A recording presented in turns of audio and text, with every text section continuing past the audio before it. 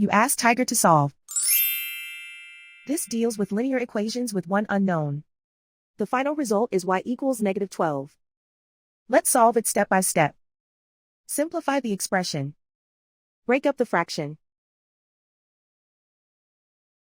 Expand the parentheses. Group like terms. Convert the integer into a fraction. Combine the fractions. Combine the numerators. Swap sides. Group all constants on the right side of the equation. Subtract 74/7 from both sides. Combine the fractions. Combine the numerators. Reduce the zero numerator. Simplify the arithmetic.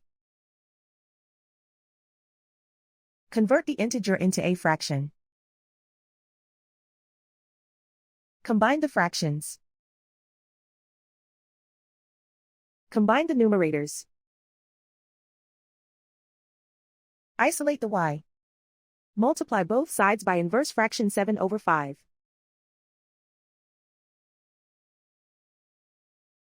Group like terms.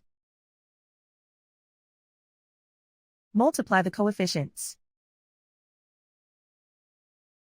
Simplify the fraction. Multiply the fractions.